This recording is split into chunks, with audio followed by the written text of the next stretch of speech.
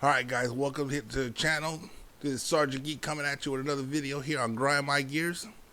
And what we're going to talk about today is what happened recently on the news is the presidential debates. Now, I saw them and I expected them to go exactly the way they went. President Trump, his aggressive personality was the same way he always is.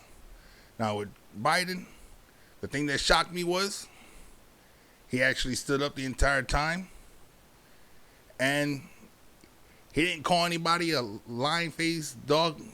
dog-faced lying pony soldier, which shocked me. He did call President Trump a clown, but that is expected. It is a debate.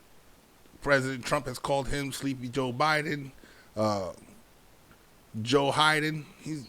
The name calling goes back and forth, so that's nothing new to report on.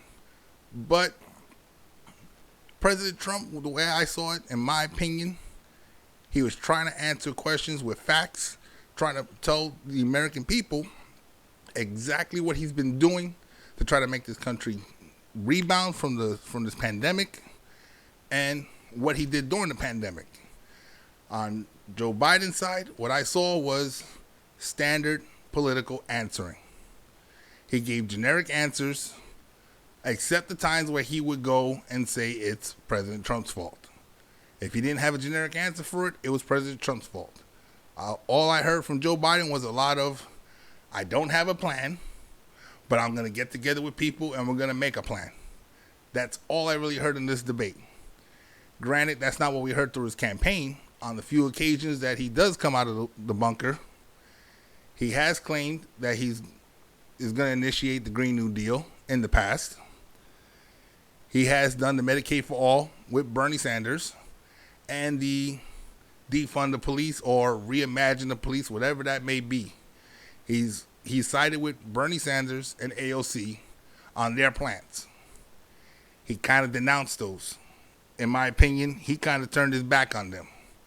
He told everybody, you know what? I'm the Democratic Party. Don't listen to them. Listen to me. And in my opinion, that is a bold step, because from what I gathered before during his campaigning is he's been trying to pull supporters of AOC's deal and supporters of Joe Biden and other supporters out there. He's been trying to pull them all in together to try to get them to vote for him to get him into the presidential office.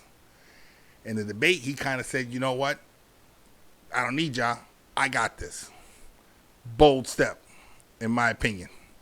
But I got some clips here. We're going to run through these clips. I pulled everything I could pull to try to prove or disprove some of the stuff that I was hearing on the debate. It took me a full day to try to go through this, piece all this stuff together. I don't know the order it's in. That's why I'm not going to go through it clip by clip. I don't know the order I put it in. I just kind of montaged it together. So we're going to play the clips, and then we'll get back at it right after it, right? So let's just go ahead and play the clips. If Senate Republicans, we were talking originally about the Supreme Court here, if Senate Republicans go ahead and confirm Justice Barrett, there has been talk about ending the filibuster or even packing the court, adding to the 9 justices there. You call this a distraction by the president, but in fact, it wasn't brought up by the president. It was brought up by some of your Democratic colleagues in the Congress. So my question to you is, you have refused in the past to talk about it.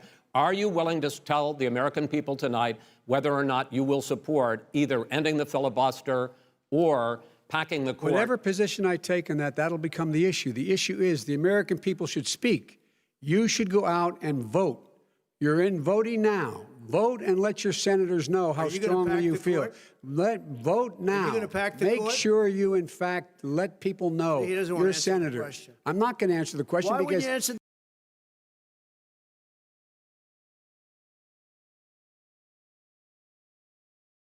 it was really a productive segment, wasn't it? Keep yapping, man. The people understand, Joe. They sure do. 47 years you've done nothing. They understand. All right. The second subject is COVID-19, which is an awfully serious subject. So let's try to be serious about it. We have had more than 7 million cases of coronavirus in the United States, and more than 200,000 people have died. Even after we produce a vaccine, experts say that it could be months or even years before we come back to anything approaching normal.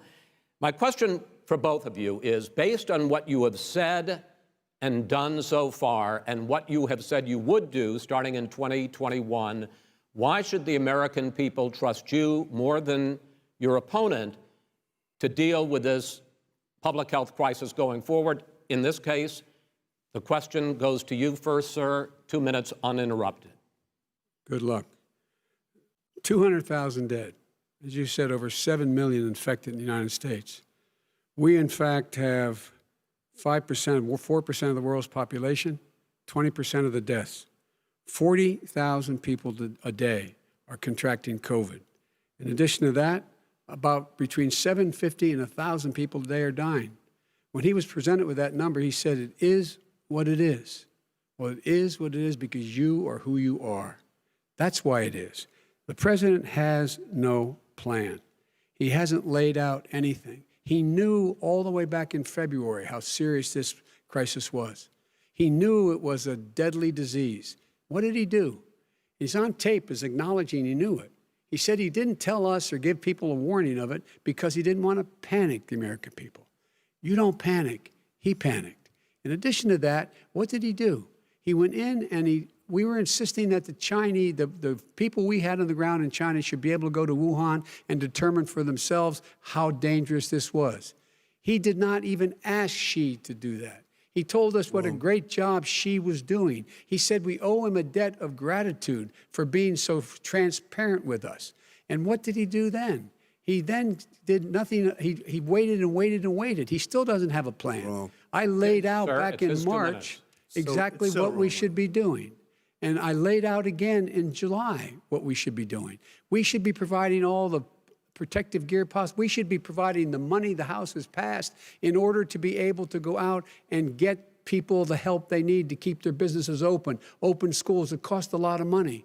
You should get out of your bunker and get out of the sand trap and get in your golf course and go in the Oval Office and bring together the Democrats and Republicans and fund what needs to be done now to save lives. So if we would have listened to you, You have 2 minutes, sir. if we would have listened to you, the country would have been left wide open. Millions of people would have died, not 200,000, and one person is too much. It's China's fault. It should have never happened. They stopped it from going in, but it was China's fault. And by the way, when you talk about numbers, you don't know how many people died in China. You don't know how many people died in Russia. You don't know how many people died in India. They don't exactly give you a straight count, just so you understand. But if you look at what we've done, I closed it, and you said he's xenophobic. He's a racist, and he's xenophobic because you didn't think I should have closed our country. No, Wait a minute. It's his 2 minutes. You didn't think we should have closed our country because you thought it was terrible. You wouldn't have closed it for another 2 months. By my doing it early, in fact, Dr. Fauci said, President Trump saved thousands of lives. Many of you Democrat governors said, President Trump did a phenomenal job. We worked with the governor. Oh, really? Go take a look. The governors said I did a phenomenal job. Most of them said that. In fact, people that would not be necessarily on my side said that. President Trump did a phenomenal job. We did. We got the gowns. We got the masks. We made the ventilators. You wouldn't have made ventilators. And now we're weeks away from a vaccine.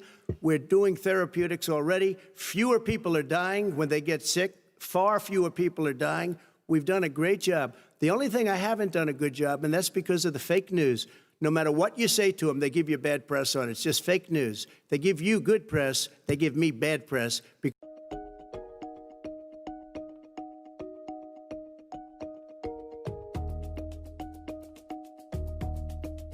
We take situations like this very seriously.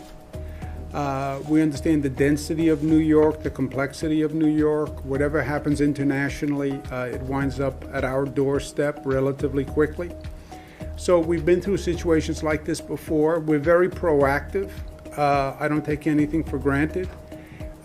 Precaution is always the best practice. Preparedness is always the best practice, and that's what we do here in New York. At the same time, we have to keep this in perspective. There is no reason to panic. There's no reason to have an inordinate amount of fear about this situation. There are different viruses that develop on an ongoing basis. Take everyone seriously, but don't have a overly anxious reaction to any one situation. There are no confirmed cases of coronavirus in New York thus far. We would expect, as time goes on, that we will find a case of coronavirus. If you look at the spread of it around the world, we would expect that, and we are prepared for that. We have taken a lot of time to put protocols in place and quarantine procedures, et cetera. But again, I understand the fear. We've gone through this before, Zika virus, Ebola, et cetera. But let's have some connection to the reality of the situation. We have the best healthcare system in the world here. Excuse our arrogance as New Yorkers. I speak for the mayor also on this one. We think we have the best healthcare system on the planet right here in New York. So when you're saying what happened in other countries versus what happened here, we don't even think it's going to be as bad as it was in other countries. We are fully coordinated. We are fully mobilized. This is all about mobilization of a public health system, getting the testing done, getting the information out, and then having the healthcare resources to treat people who are going to need help. Again, that is going to be primarily senior citizens, people who are debilitated, and we're going to have a special effort for our nursing homes, etc., congregate facilities where senior citizens are being treated. You cannot contain the spread. You can slow it, you can limit it, but you can't contain it. That isn't a cause for anxiety either, because, well, what happens when a large number of people get infected? Which you're going to see a spread. By the way, I said 2 weeks ago, it's just a matter of time before we see our first case. Then we saw our first case. I said yesterday, you will see a case of community spread. Here we are today. There's a case of community spread. I am telling you, it is inevitable, but that this will continue to spread. New Rochelle is a particular problem. It is what they call a cluster. The numbers have been going up. The numbers continue to go up. The numbers are going up unabated. And we do need a special public health strategy for New Rochelle. What we are going to do is focus on an area, concentric circle, around the situs of the majority of the cases in New Rochelle. Much of the transmission tends to happen on a geographic basis. It's a respiratory illness, droplets of a sneeze, a cough, it's on somebody's hand, you shake hands, now you have an issue. So containment strategies focus on geographic areas. Our testing capacity is nowhere near what it needs to be. Now, there'll be a retrospective one day, what happened, why. You saw China November, December last year, you saw the case coming. Why did it take so long for this country to get a testing protocol done? That will be for another day. I'm a governor, I'm concerned about today, I'm concerned about tomorrow. So New York State is going to take matters into its own hand. We're going to start contracting with private labs in the state to increase our testing capacity. The second way you reduce the spread besides testing is reduce the density of people. We all talked about how it's contagious, touching surfaces, et cetera. Reduce the density. So we're going to take very dramatic actions in that regard. To reduce the number of people in contagious environment, no gathering with 500 people or more. And part of my job is to say to the people of this state what the reality is and what they should expect. First, this is not going to be a quick situation. This is going to be weeks, months. I would calibrate ourselves. This is not going to be gone next week. It's not going to be returned to normal next week. Look at China, look at South Korea, look at Italy, look at the trajectory. This is months, so prepare yourself. You cannot do this ad hoc, one state at a time. Make a decision, tell the states, this is the decision, and then let's go. Closing schools. If you think schools have to be closed, well then help us. Where do we get the child care? Where do we get the meals? Where do we get the money to provide the meals? The federal government should nationalize medical supply acquisition. The states simply cannot manage it. This state cannot manage it. States all across the country can't manage it. Certainly the states that are dealing with the highest caseload can't handle it. But you're hearing it all across the country from states. They just can't deal with finding the medical supplies that they need. And that's why I believe the federal government should take over that function of contracting and acquiring all the medical supplies that we need.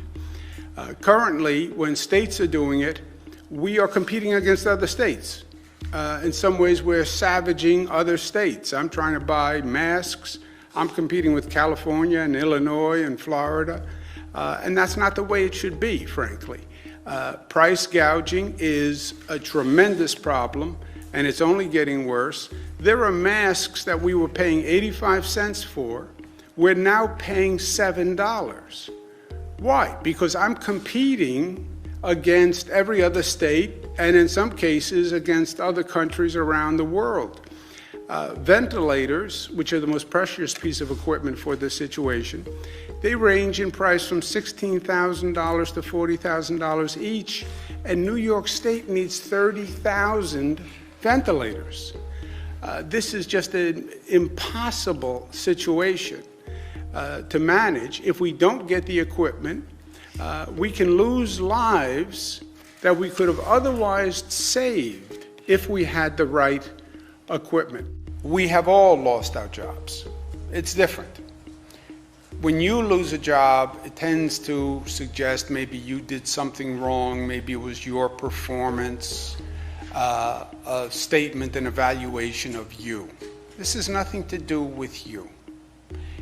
It's the circumstance that we are in, and we must correct it.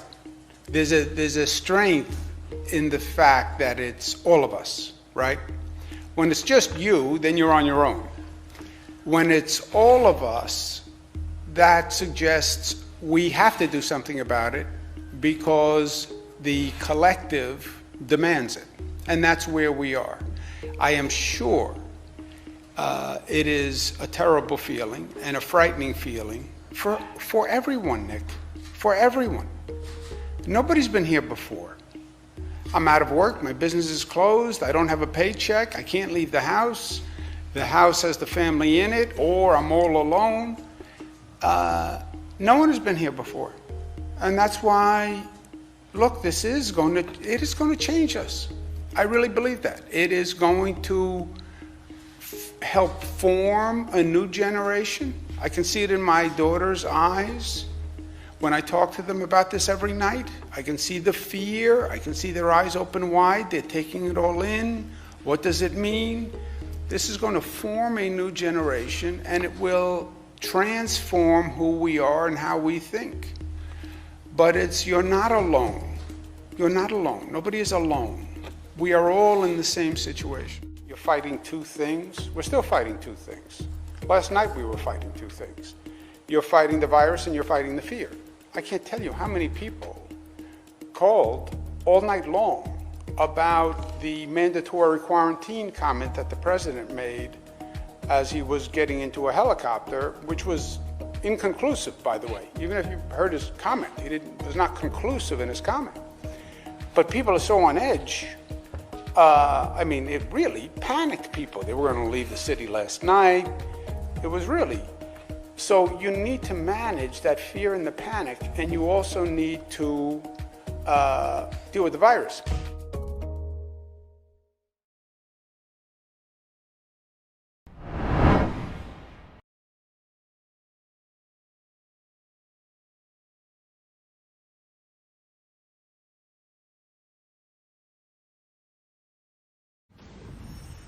For months now, the media and, frankly, most Democrats have been acting as though President Trump is directly responsible for every case of COVID-19 in the U.S. Now, back in March, the angle, like many, were dismayed that the CDC initially mishandled the testing. Thankfully, today, we lead the world in testing. We do more testing than anybody in the world. If you look at India, they're at about 11 million, and we're at 61 million. What we've done is incredible with the testing, and we will continue, but we want to really be able to test very specifically the people that are in most danger, most in need. Excellent answer. And yet the constant belittling of the administration's efforts, it's deeply unfair, and it's almost entirely political. So tonight, I think this is really important, this angle tonight, because we're going to set this record straight. We start with the biggest lies peddled by the left. First, that the president doesn't take the pandemic seriously. Don't forget, let's not forget that he downplayed this virus for months. What has happened here is that Donald Trump has downplayed this virus since the beginning. This man is determined to keep down his golf handicap, not the number of cases that are making us sick. The president said that the virus is a hoax. Now, while the Democrats were hyperventilating over the bogus impeachment hearings and the media was bemoaning anti-China bias in the reaction initially to the virus, the Trump administration created a COVID task force on January 29th. 2 days later, the president declared a public health emergency, and he ordered any U.S. citizens returning from China to quarantine for 14 days. On February 2nd, Trump's travel ban from China went into effect. Then the president went on to ban travel from Europe in March. A lot of people were unhappy with that. But both of those actions have been applauded by the left's biggest hero. Were you involved in working with President Trump on deciding to ban flights from China? Yes, sir, I was. Do you think that decision saved lives, Dr. Fauci? Yes, I do. When ultimately we saw spread in Europe, and then the president recommended that we extend that to Europe, do you think that decision saved lives? Yes, I do. Bingo. Now, second lie, that the White House didn't do enough to alleviate the medical supply shortage. The country is facing yet another dangerous shortage of PPE and medical equipment supplies. Right now, this country cannot beat coronavirus without more PPE. We had a shortage. We need to reset. Surging cases, long lines for tests, not enough PPE. And Trump also doing exactly what he did in March and April, which is to minimize. Well, the president invoked the Defense Production Act back in March. Given the massive control it allows him to exert over private business and the economy, the president wisely used the act only when businesses didn't voluntarily devote assembly lines to producing PPEs, ventilators, other much-needed supplies. So when Andrew Cuomo projected, remember they'd need as many as, what was it, 30,000 or 40,000 vents? We told you that figure was absurd, but the White House kicked into high gear anyway. There was a mass mobilization of resources, including setting up field hospitals in New York and using Navy ships that ended up, of course, being hardly utilized. But it was all done to ensure that the tri-state area's hospital system didn't ultimately collapse. And guess what? It didn't. And when we weren't 3 months out from a presidential election, Andrew Cuomo regularly acknowledged the billions in help. The president brought in the Army Corps of Engineers. They built 2,500 beds at Javits. These were just extraordinary efforts and acts of mobilization. And the federal government stepped up and was a great partner. And I'm the first one to say it. We needed help, and they were there. Yesterday, he was trashing the Trump administration. Nice going, Andy. Third, this whopper. Speaking of New York, that New York is somehow the gold standard for the rest of America. They've been flatlined for the last 4 weeks. That's an example of what can be done. Governor Cuomo in particular did it really the right way from March on. And not a, do this if you want kind of language, but firm language, life-saving mandates by our leaders. He clearly was listening to his health advisors. Well, unlike the liberal media, numbers don't lie. Now, we hear a lot about Florida, Arizona, and Texas not following in Cuomo's footsteps. But look at this chart. The death rate per 100,000 in New York is over 3 times the death rate in Arizona, nearly 5 times the death rate in Florida, and over 6 times the death rate in Texas. No wonder New York's top health official resigned today. Now, when the media harps on our COVID death numbers, national numbers, they fail to mention the states with the highest numbers. New York had a very tough time, as you know, New York, New Jersey, that area. But when you take that out, our numbers are among the lowest. Now, the president loves New York, but the notion that these states should be taking advice from Governor Cuomo, or anyone, frankly, who presided over the disaster in the Empire State, is just absurd. Fourth lie. The left falsely blames Trump for the economy tanking last quarter. The handling of the coronavirus pandemic is not good for the president. That is bad news for the economy. It's just decimated our economy. With our economy's worst drop ever. Ever. Okay? 32.9%. The last claim you heard about U.S. GDP shrinking 32.9% in the second quarter of this year is insanely misleading. Now, while it's technically true, the figure represents an annualized number. In other words, it was the amount of the decline that would take place over a year if trends from the second quarter continued. Now, that would only happen if we followed Biden's recommendation to shut down the economy and keep kids out of school, thus parents out of work. On a non-annualized basis, the decline from Q1 to Q2 2020 was only 9.5%. Now, that's still a staggering loss, don't get me wrong, but one that we can actually quickly recover from if Trump is able to continue with his pro-freedom agenda. Now, of course, once you dig into the numbers, it's easy to see which states are holding back a full-fledged recovery. The blue ones. Nevada and Hawaii have an excuse because of the problems resulting from tourism. But why are all these other states on this list still doing so poorly? Because they failed to take President Trump's advice. And rather than trusting their people, they imposed drastic lockdown measures that had catastrophic economic consequences while doing very little to stop the virus. It's also worth remembering where this virus came from: China.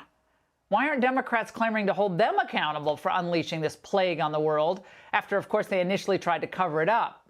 For that matter, why are Democrats pushing for more funding to the WHO, which aided and abetted China's lies?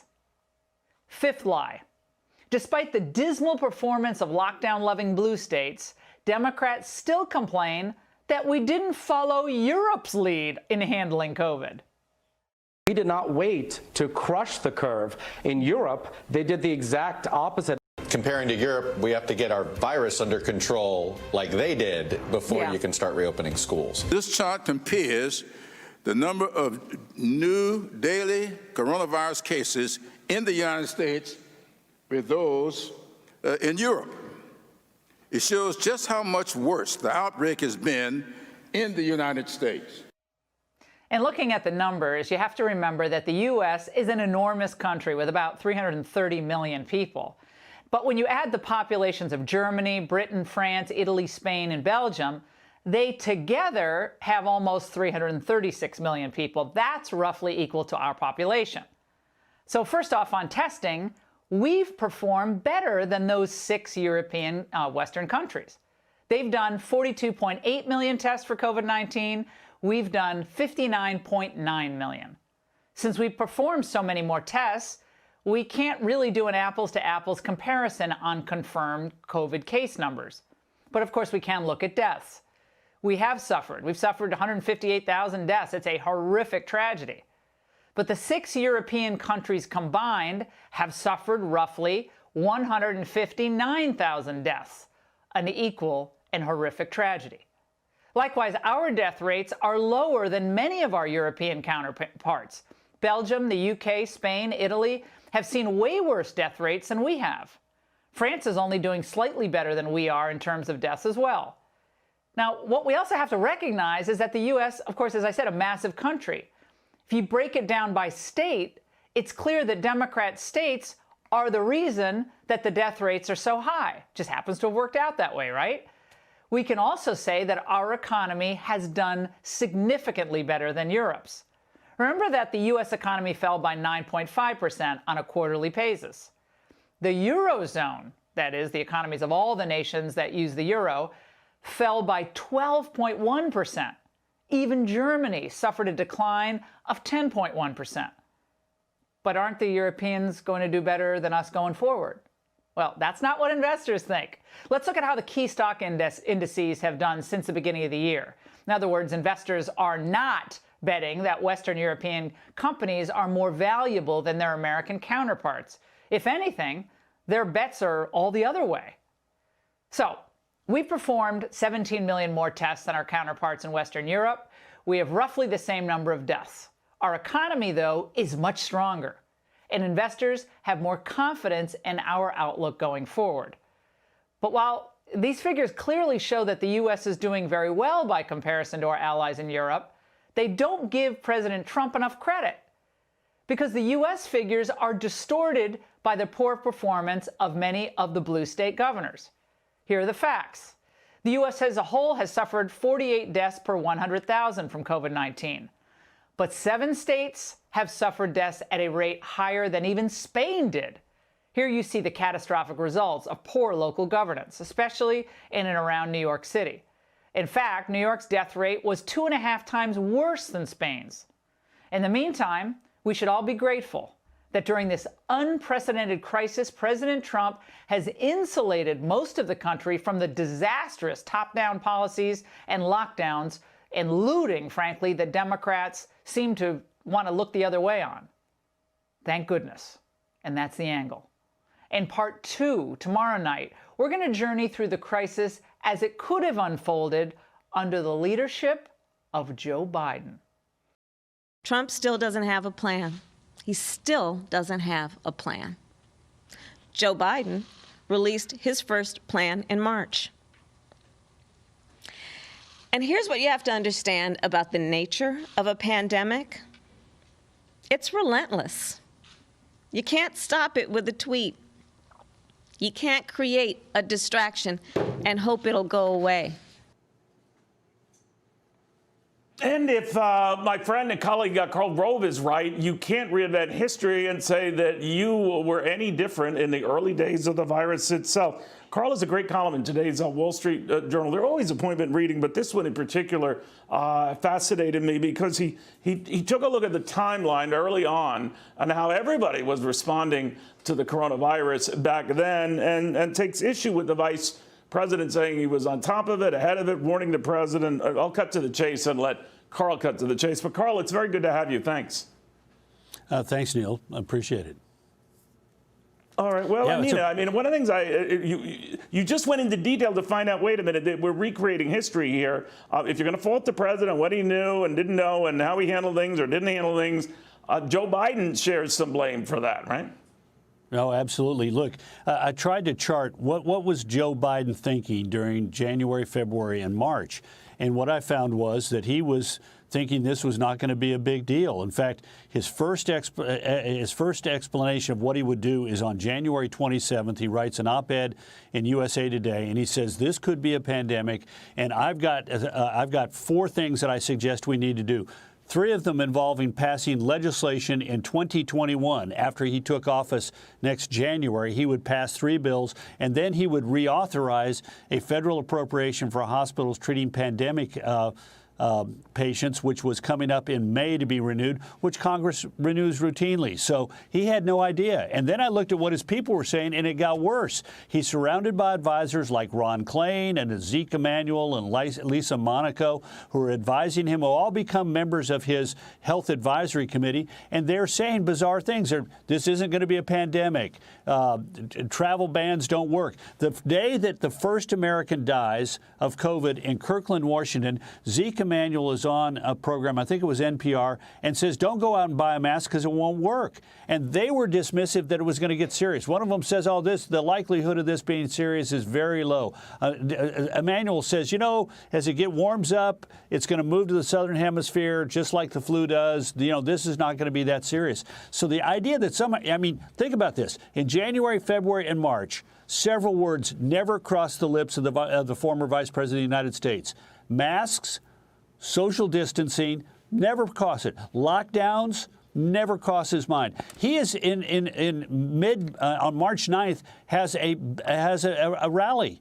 As late as that, as late as early April, he's talking about the utility of voting in person as opposed to doing a mail-in ballot. So the idea that he is somehow on top of this is baloney, and he knows it because you'll notice in his address, he said, just like I've been saying since March. And then he had a couple of other quotes where he suggested that it was even earlier that he had laid out a plan of action. A dead giveaway was he went on the Joy Reid show, first interview. This is about 3 weeks ago. She says to him, now, assume you get elected president, what would you do next January? And he lists 6 things, all of which were already being done by the administration. He said, I'd invoke the Defense Production Act, already done. I'd appoint somebody to be in charge of speeding up vaccines and their distribution. That happened in May. I mean, it is a remarkable rewriting of history, and the media goes along with this because it's easier to do so than to say, really, what about this statement that you made in January? Well, what about this statement you made in March? To your point, Carl, you got to be very fair and balanced about this. I like to try to call balls and strikes on each side here. And I do remember the president as well was hopeful that the warmer weather, the virus would go away, or at least get more under control. But what's interesting about Joe Biden, of course, he criticized the president at the time when the president issued that travel ban to China, I believe on January 31st, to your point, and called it, to your remembrance here, hysterical xenophobia and fear-mongering. Nancy Pelosi and others were advocating everyone visit Chinatown out in San Francisco. This is going way too far. You're welcome here. But nothing about that now. Yeah. No, and same with the European travel ban. Both he and Lisa Monaco double team Trump on the European travel ban, saying it's not going to be, that's problematic. Ron Klain says he's worried about the effect on tourism of the China travel ban and dismisses it. So, yeah, look, it's just everybody. One thing I learned when thinking about this in the Bush era with SARS and so forth was you never know exactly how this is going to proceed. And the idea that somehow or another Joe Biden had a magic plan that if we'd only followed it, he made statements recently that 56,000 people, and then he later said 30-some-odd thousand people would not have died had Trump followed his advice. Well, there was no advice that he gave. If only 1 week earlier he had acted, people would not have died. Well, you weren't given the advice that was needed. You weren't giving the advice that was necessary because you were just in the dark like everybody else. Well, I think the lesson I think we can all learn from this is, before you start throwing out criticism or getting to the origins of something and what someone missed, maybe everybody got on the same page what we can do now. We can have commissions and investigations into all of this. But I don't think it does anyone good, but, pointing fingers when you could be guilty of the same thing yourself. I know it's a campaign year, but I think we got to get both sides out, Yeah, good point. Excellent point. Well, it's a very good article. It does give you a very fair and balanced look about who knew what and who was saying what back then. We're all sort of virus experts to Carl's point right now, but before the media and anyone else was pontificating about this, Carl actually did his homework, went back in time, traced the remarks, who was saying what, and they don't sound so Herculean in retrospect. Well, thank God for very smart interns is all I've got to say. But yes, we spent a lot of time online sifting through lots of articles, and even then missed some of it. But my editor at the Wall Street Journal, a young guy named Elliot Kaufman, really smart young guy, pointed out an article that I missed that had a great quote by Biden claiming credit for having visionary expectations of what needed to be done long before he did. Yeah, you got to be tough on both sides. If it makes you wince going after the president, but it doesn't going after Biden, why don't you just go after both? Study, study, study. Carl, thank you very much. Thank you, Neil. Great to be on with you. Anyway, the mob and the media, Democrats, what do? They want to use a deadly virus as a political weapon against the president, seemingly rooting for this to be, quote, Trump's Katrina. They want you to believe that the spread of corona is the president's fault and he's not doing enough to protect you. They couldn't be further from the truth because we have the facts in spite of the New York Times saying it's the Trump virus. No, it's not the Trump virus. If you're feeling bad, you know who to blame, Trump. No, it's not either. Here's the timeline. First identified December 30th. Oh, they had a virus in the Wuhan province area of China, by the way, and then it is identified as was having pneumonia symptoms. Then it was January 7th when we first actually named it the coronavirus. Remember that? Now, corona, this one is a corona variation of a previous corona.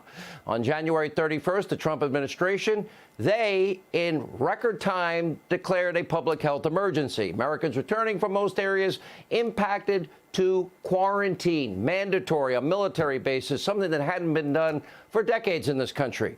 February 2nd, the temporary travel ban went into effect for all non-U.S. citizens who recently visited the entire country of China.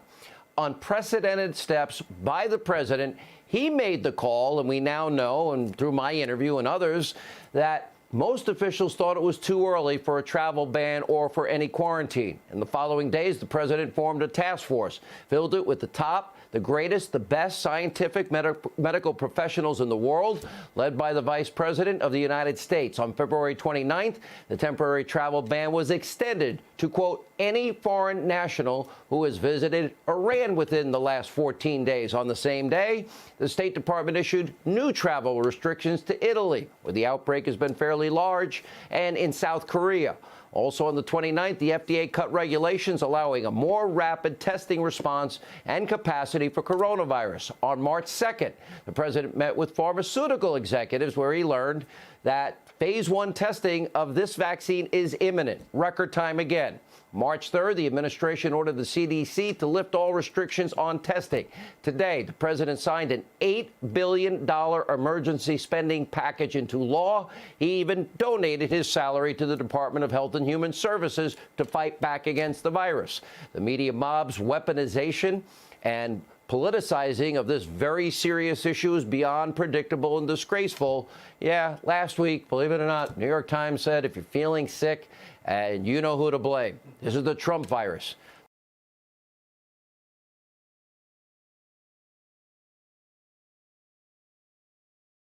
The capacity we have right now is outstanding given the challenge we're facing right now. This is a reminder that for a lot of people, this is manageable, Chuck, that it could feel like the flu when handled right, and if people don't have those underlying conditions. Go about your lives, go about your business. This is not, so far, something that you get through casual contact.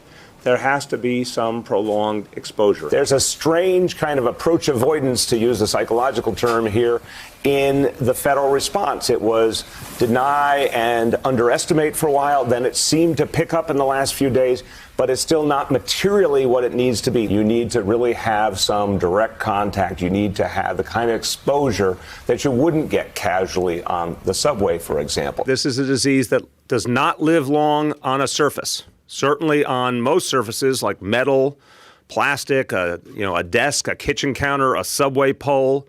It's only a matter of minutes before the disease dies. It's not people in the stadium. It's not people in the big open area or a conference and all. It's people close up to each other. Some places like Italy are doing mass school closures. That's not on the menu here. Is there a theoretical scenario where that could happen? Of course, but is it anywhere near to where we are now? No. If you're under 50 and you're healthy, which is most New Yorkers, there's very little threat here. This disease, even if you were to get it, basically acts like a common cold or flu. And transmission is not that easy. We want people still to go on about their lives. We want people to rest assured that a lot is being done to protect them. We should not be focusing, in my view, on anything looking back on any level of government right now. This is just about how we save lives going forward. You should come to Chinatown. Precautions have been taken by our city. We know that there's a concern about tourism traveling all throughout the world, but we think it's very safe to be in Chinatown and hope that others will come. The subject, which is the issue of protests in many cities that have turned violent. In Portland, Oregon especially, we had more than 100 straight days of protests, which I think you would agree, you talk about peaceful protests, many of those turned into riots.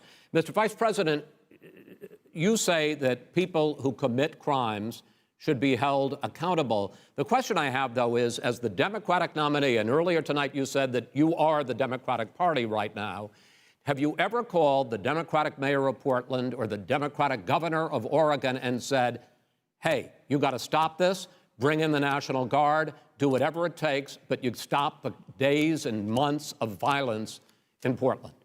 I don't hold public office now. I am a former vice president. I've made it clear in my public statements that the violence should be prosecuted. It should be prosecuted, and anyone who commits it. But you've never called for the people, the leader. Excuse me, sir. You have never called for the leaders in Portland and in Oregon to bring in the National Guard and knock off 100 days of riots. They can, in fact, take care of it if he just stay out of the way. Look here.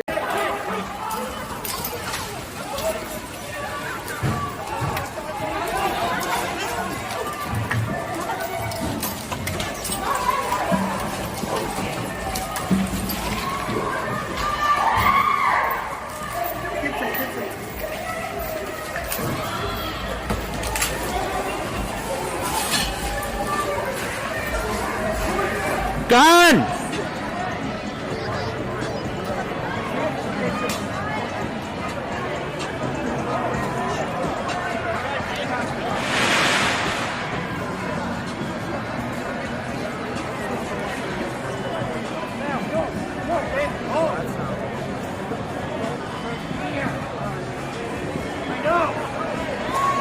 Gun!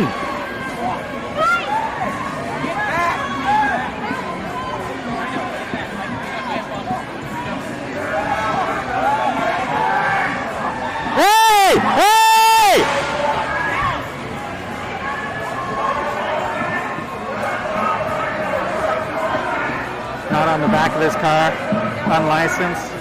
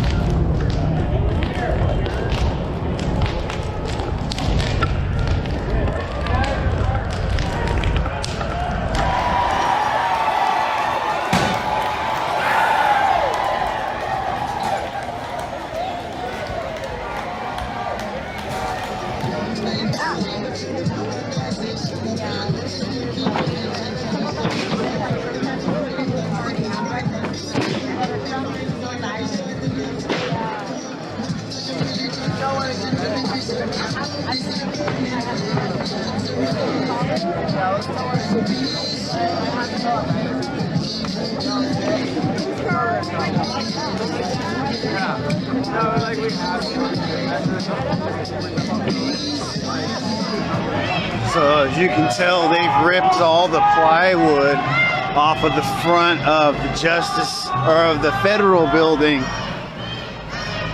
which leaves it exposed.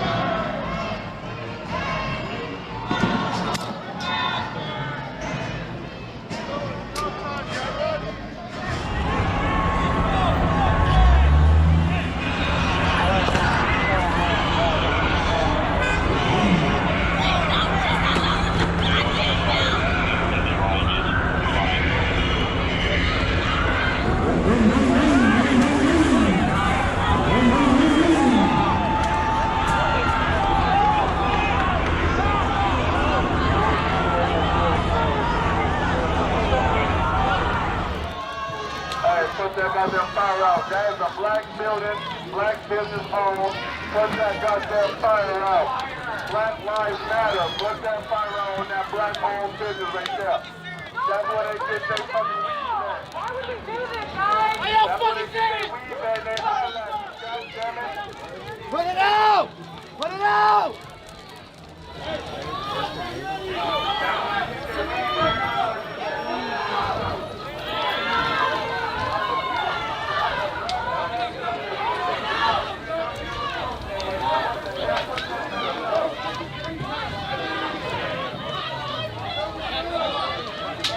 The Portland Police. You are to disperse now. Riot control agents and impact munitions will be used against you if you fail to comply. Of my son, the way you talk about the military, the way you talk about them being losers and being and just being suckers. My son was in Iraq. He spent a year there. He got the Bronze Star. He got the Conspicuous Service Medal. He was not a loser. He was a patriot, and the people left behind there were heroes. Really? And I resent. Are you talking about Hunter? Are you talking about Hunter? I'm talking about my son, Bo Biden. You're talking about. I don't know Bo. I know Hunter. Yeah, Hunter got thrown out of the military. He was thrown out, dishonorably discharged. That's not true. He wasn't dishonorably. Cocaine use. And he didn't have a job until you became vice president. And once you became vice president, he made a fortune in Ukraine, in China, in Moscow, that is simply and various not other places. True.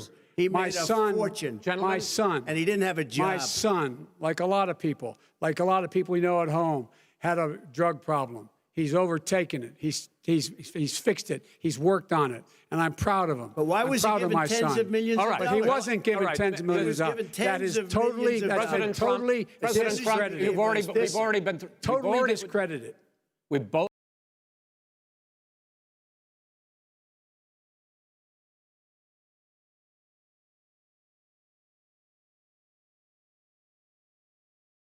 Button up this segment. I'm going to give you a minute to answer, sir. You have repeatedly criticized. I have to answer his statement. No, you have repeatedly. Wait, you have repeatedly. No, you've been talking back and forth. You made a statement. I'm asking you. I would love to end it. Sir. I would love to end it. You know, if you want to switch seats, we could very quickly. We could do that. But I'd send in the National Guard. It would be over. There'd be no problem. Okay. But they don't want to accept the National Guard. You have repeatedly criticized the vice president for not specifically calling out Antifa and other left-wing extremist groups. But are you willing tonight to condemn white supremacists and militia groups and to say that they need to stand down and not add to the violence in a number of these cities, as we saw in Kenosha and as we've seen in Portland? Sure, are you I'm prepared willing to do specifically that, but do it? Well, go ahead, sir. I would say almost everything I see is from the left wing, not from the right wing. So what are you saying? I'm willing to do anything. I want to see peace. Then do it, sir. Say it. Do it. Say it.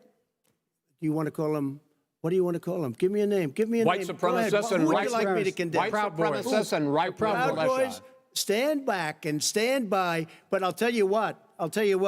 Somebody's got to do something about Antifa and the left, because this is not a right-wing problem. This is a left-wing. FBI director This is a left-wing problem. White supremacists. Antifa's an idea, not an organization. Oh, you got it. Well, I would push back on a couple of notions there. One, it didn't take poll testing or groups to tell the president what he needed to do, which was stand for law and order. It took Joe Biden almost 4 months to come out of his basement to softly rebuke the violence we have seen in these streets. But what you didn't hear from Joe Biden was a rebuke of Antifa, a rebuke of the violence we have seen, or a rebuke of his own staff who paid bail for the rioters in Minneapolis.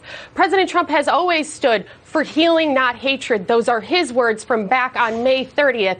Justice, not chaos. Just because Joe Biden lies to the American public and the media eats it up doesn't make it factually correct. Yesterday, Joe Biden never condemned Antifa.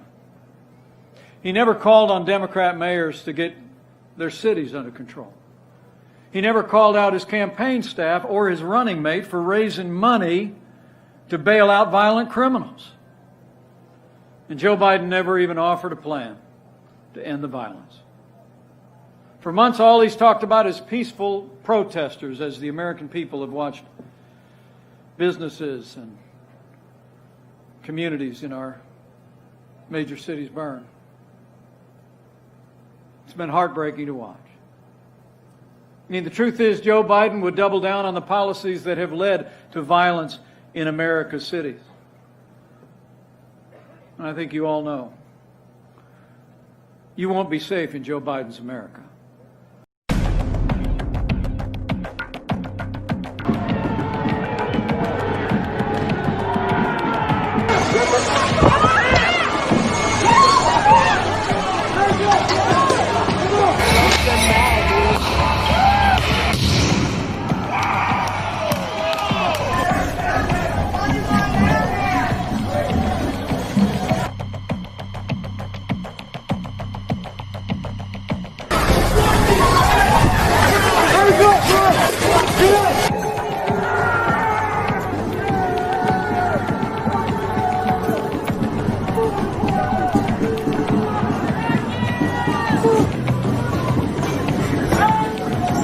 I really took her back, man.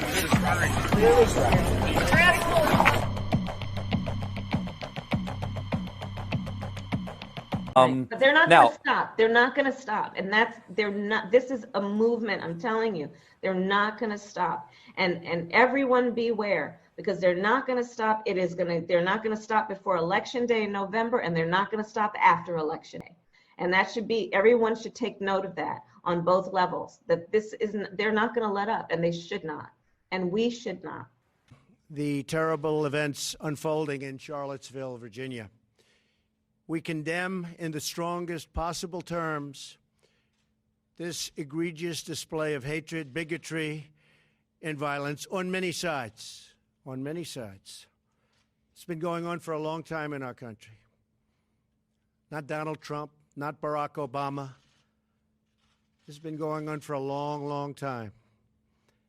It has no place in America. What is vital now is a swift restoration of law and order and the protection of innocent lives.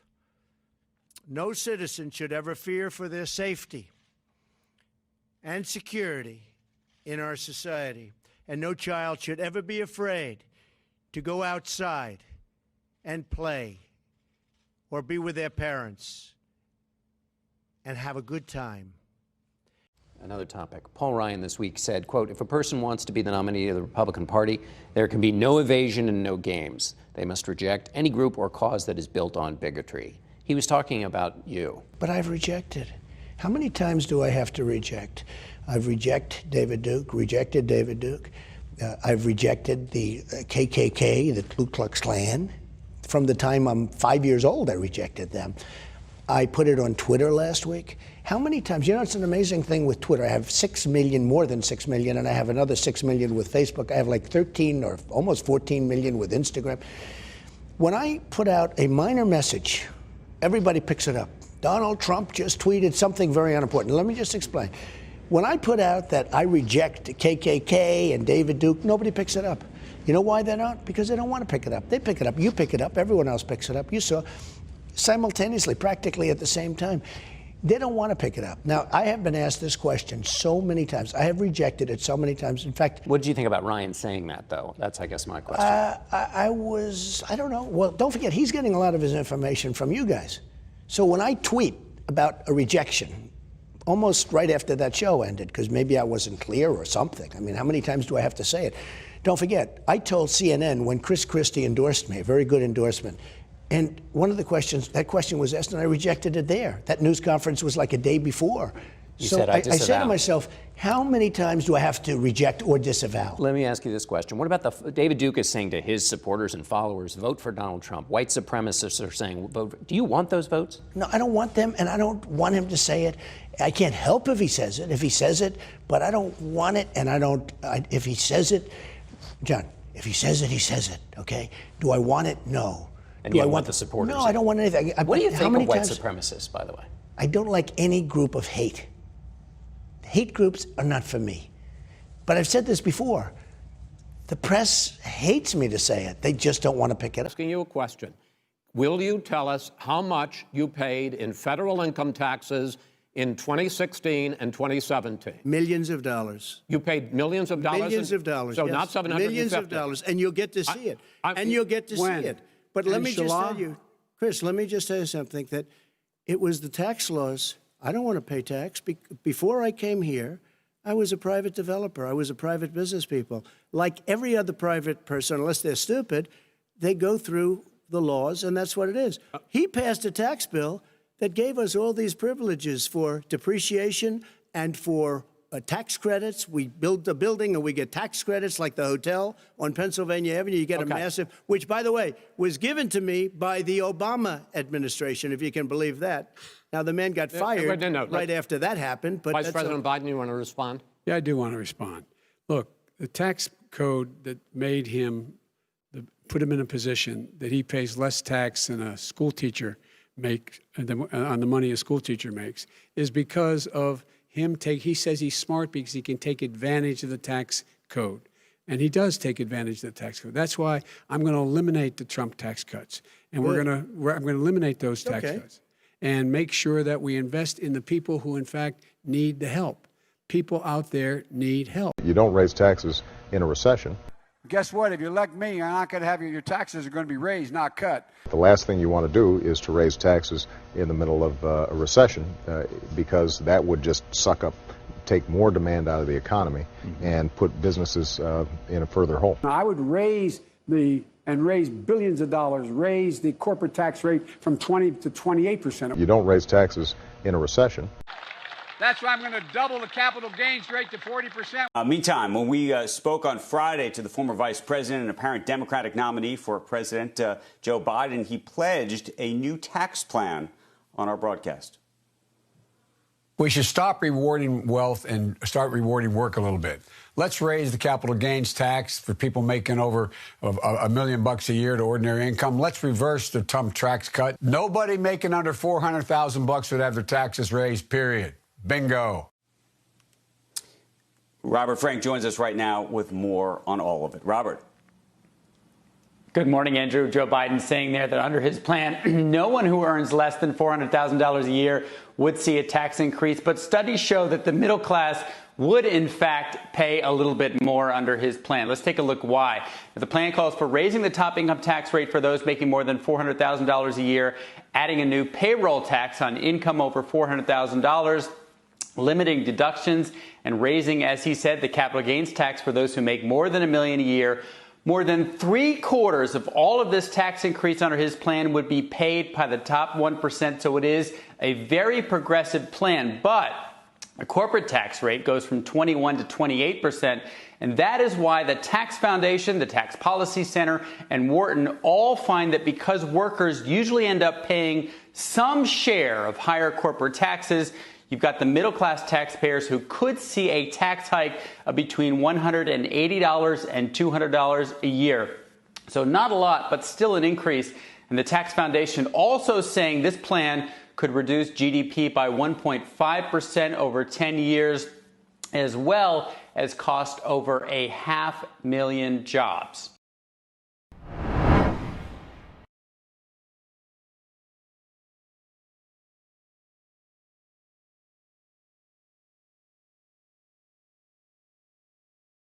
About this issue of law and order, though, and in the joint recommendation that came from the Biden-Bernie Sanders task force, you talked about, quote, reimagining policing.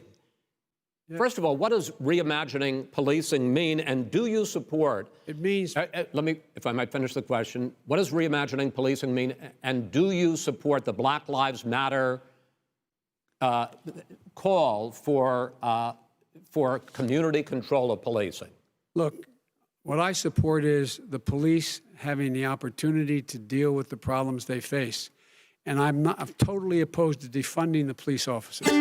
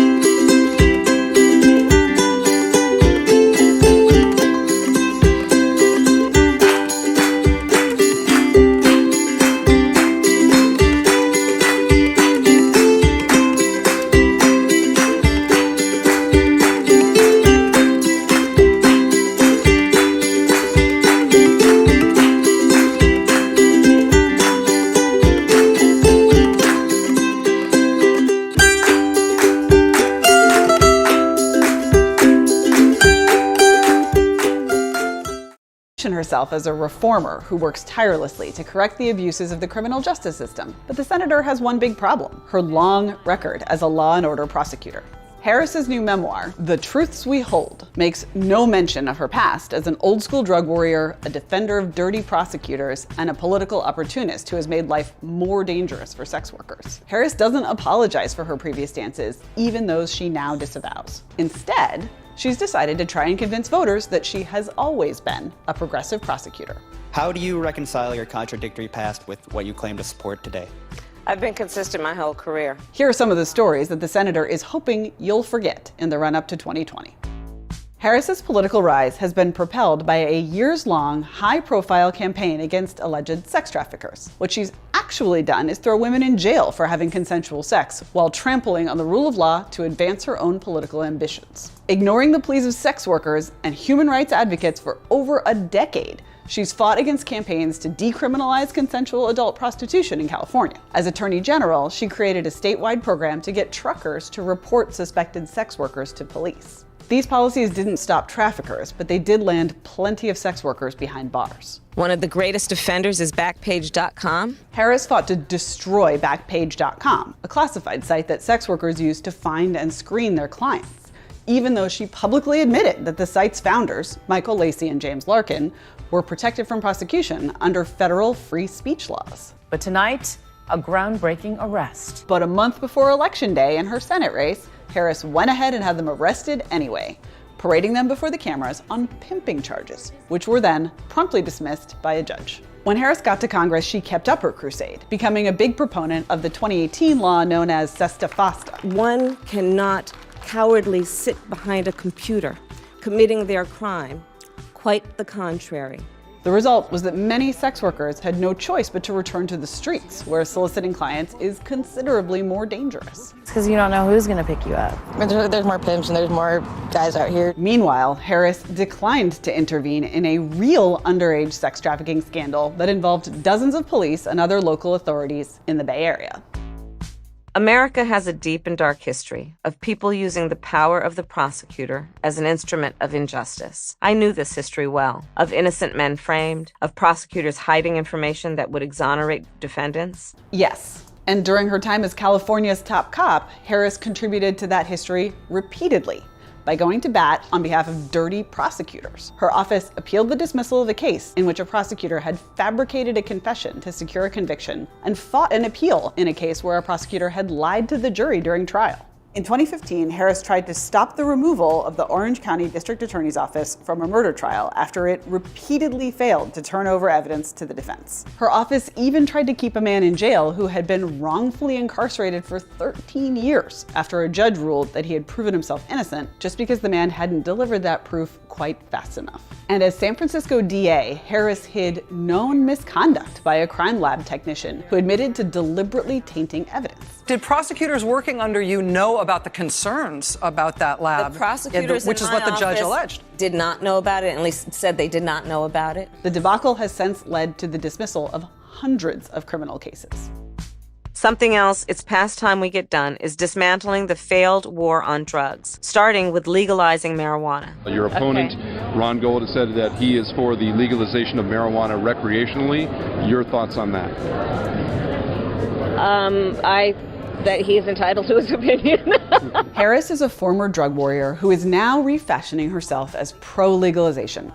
That's a positive shift, but not a reason to rewrite the past or ignore the patterns it reveals in her judgment. For years after the cultural tide had turned in favor of criminal justice reforms, Harris continued to support lock-em-up policies that disproportionately hurt minorities. As California Attorney General, Harris opposed marijuana legalization as late as 2014, promoted civil asset forfeiture without a conviction as a way to fight drug rings, and sought to more aggressively police prescription drug use. In her new book, Harris reveals that her drug warrior mentality hasn't changed. It's just that her emphasis has shifted. We also need to reinstate the DEA's authority to go after the major pharmaceutical manufacturers and distributors, and we need to invest resources in law enforcement efforts to cut off the supply of fentanyl from China. Let's believe in a more perfect union without mass incarceration of African American men.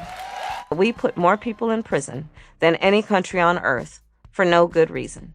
Yes, we do. And once these people were in prison, Harris saw to it that they'd have a hell of a time getting out. I absolutely believe there should be severe and serious consequence for violent crime, which is why I've prosecuted those cases, and will always seek the highest sentence. As a prosecutor and law enforcement, I have a huge stick. So I decided I was going to start prosecuting parents for truancy.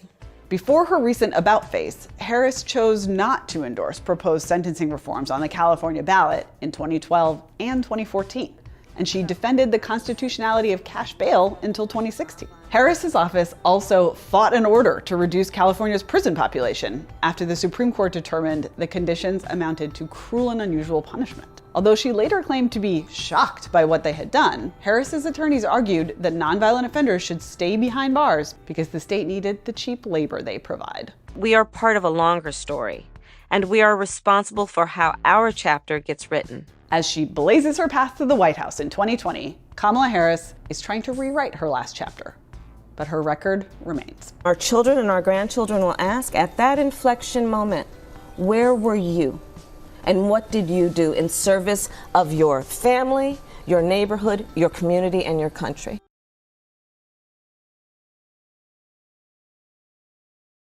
There's a family feud on the Democrat side. Oh, gosh. Do you remember when Kamala Harris, she had that radio interview with Breakfast Club? It was released. We talked about it. She admitted that she smoked pot. When they asked her if she was pro-legalizing marijuana, she said, of course I smoked marijuana. Half my family's from Jamaica. Are you kidding me? Well, her own father had a problem with that. But listen to what she said on the Breakfast Club. They say you oppose legalizing weed. That's not true. I know. and look, I joke about it, half joking. Half my family's from Jamaica. Are you kidding me? Have you ever smoked? I have. Okay. Like in and college, I inhaled. I did inhale. Okay. It's really hysterical for the former attorney general of that state to talk about doing something illegal, laughing about it, giggling about it, and trying to get some traction for it. Among the people that were upset by it, her dad. Donald Harris from Jamaica, an economics professor at Stanford University, says this: my dear departed grandmothers, as well as my deceased parents, must be turning in their grave right now to see their family's name, reputation, and proud Jamaican identity being connected in any way jokingly or not with the fraudulent stereotype of pot-smoking, joy-seeking, and in pursuit of identity politics. Man, what a blast at his daughter who wants to be the next president. No kidding. He added, and he had sent this statement to Jamaica Global Online. He said, speaking for myself and my immediate Jamaican family, we wish to categorically disassociate ourselves from this travesty.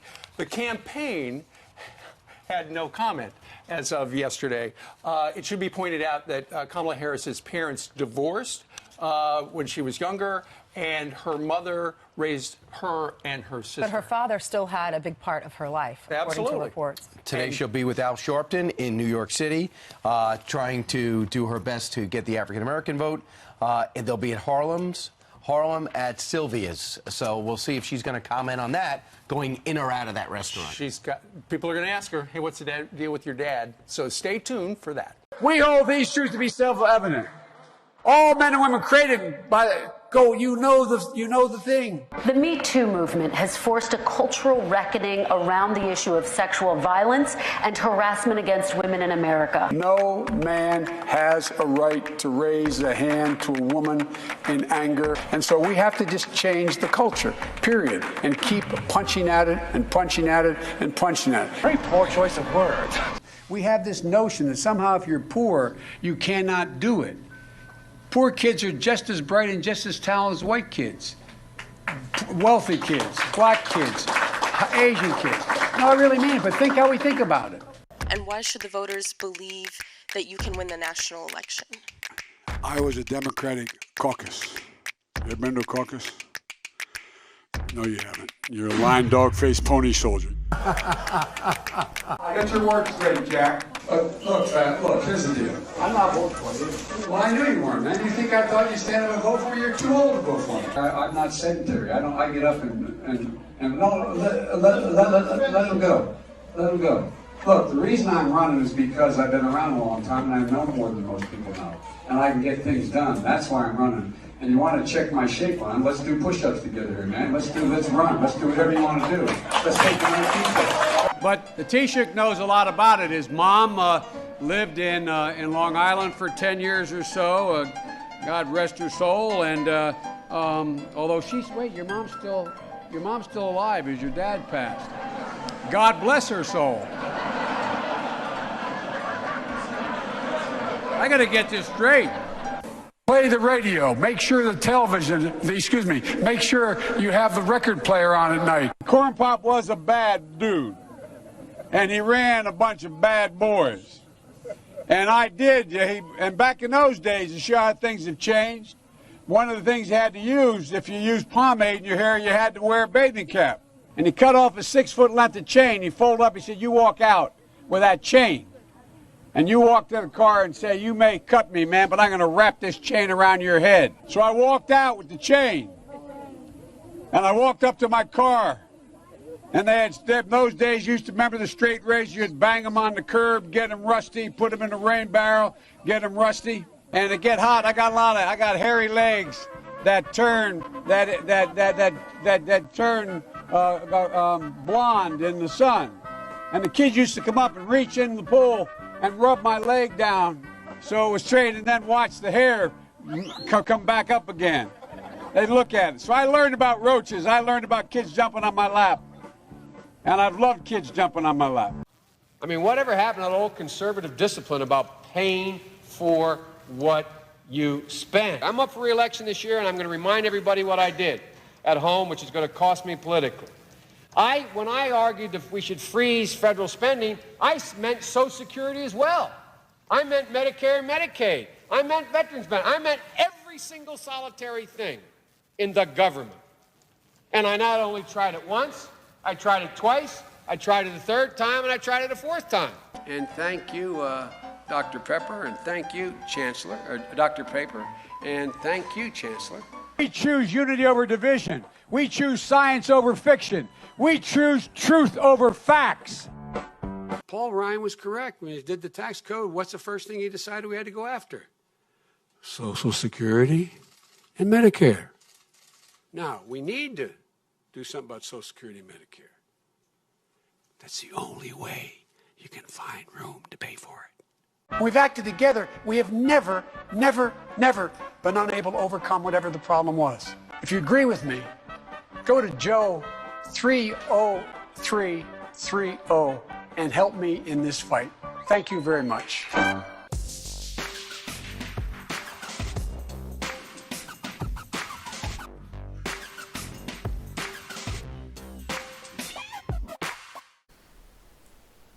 All right. Hoping that you saw those clips, you kind of made a decision. Hopefully, you saw them with open eyes and an open mind to kind of inform whatever political stand you have. It's either going to reinforce it or it's going to make you see things in a different light. That's what these videos that I put out there for. They're my opinion. They're not news. Like I said many times in the past, these are my opinions. This is stuff that I see on the news that pisses me off. So I hope you watch these clips and take from it what you will.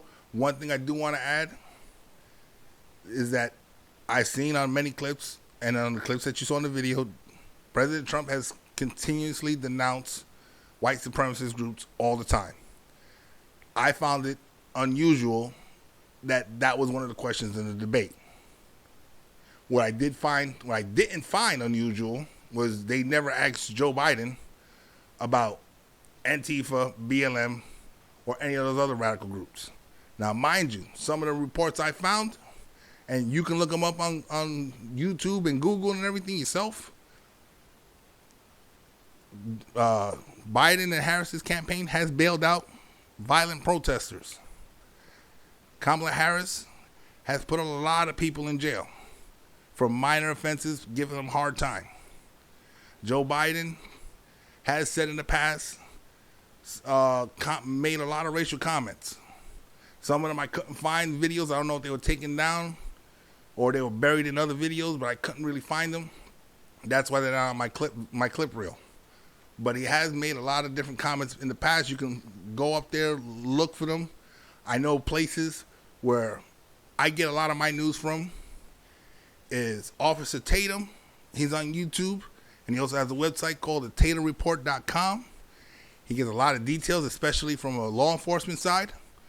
You have Lotto and Crowder. I think of him as a comedian, but he does give out a lot of facts out there, which not even the late night talk shows do. They make a lot of stupid jokes and they give you crap. But Lotto and Crowder, he does put out a lot of facts. He does a lot more than a lot of the news networks. And then I also watch another gentleman called Tim Pool. He's another YouTuber out there, puts out an enormous amount of facts. And then one of my personal favorite shows that I watch on YouTube is The Liberal Hive Mind. Now, I don't know any of these people. I'm not sponsoring them. They're not sponsoring any of my clips at all.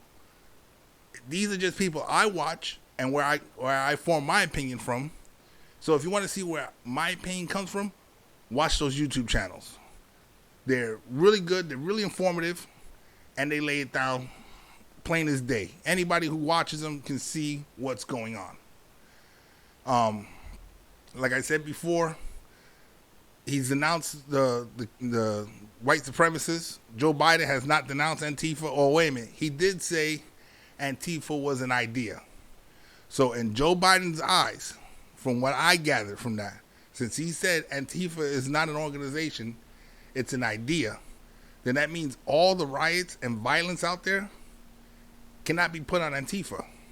That means Black Lives Matter has been violent. Black Lives Matter has been assaulting people, killing people, beating on people, burning down cities, wanting the police defunded, and all this other stuff. So Biden's saying there is no Antifa. It's all Black Lives Matter. Proud Boys, from what I gather, the information I gathered, it started off as a joke type thing, and it's snowballed into what it is today. The leader of the Proud Boys, from what I gathered, was a Cuban American who's actually leading the group now. And from what I gathered, there's Indians, blacks, Jamaicans, Puerto Ricans, Mexicans, whites,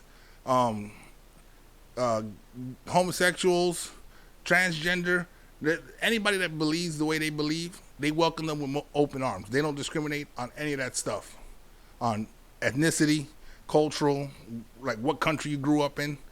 They don't discriminate against any of that stuff.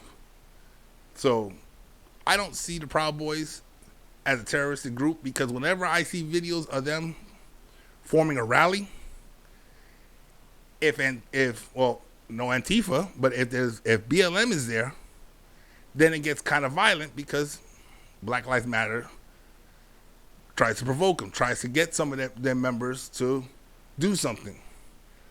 If there is no BLM there, Proud Boys rallies go off without a hitch. Peaceful, calm, people cheering, people showboating. And I've seen in a lot of these pro-Trump rallies, you'll have some Bernie Sanders or Biden or even Democratic YouTubers. They want to see what's going on, so they'll actually go in to one of these rallies. And if you watch their videos, they'll even say it themselves. They're kind of shocked and surprised, because they didn't expect to be treated the way they were treated. They were treated with respect, dignity. People heard their opposing ideas, didn't call them stupid, didn't tell them they were idiots. Just said, you believe what you believe, I believe what I believe. God bless you. And they went on their happy way. And people, they walked into these rallies and they walked out the same way. Unharmed, unscathed, not even a paper cut. Same thing cannot be said for BLM. There's many videos out there. There's too many. If I would have put them all on this reel, this would be like a 3-hour video clip. But there's videos of a guy holding flags out in Portland. And he was attacked by Black Lives Matter for simply holding flags and having a different belief than him. And he was attacked to the point where he actually had to leave. So this whole thing is nonsense. My personal opinion is, after the election, Trump's going to be president for another 4 years. This whole thing's going to die out real fast. And hopefully we'll go back to being a country that's trying to rebuild from the pandemic, get ourselves back on track, and once again make this country great for what it is. That's my opinion. That's the end of this video. So hit the like and subscribe button below. If you have a comment, hit me up in the comment section. Let me know what you think.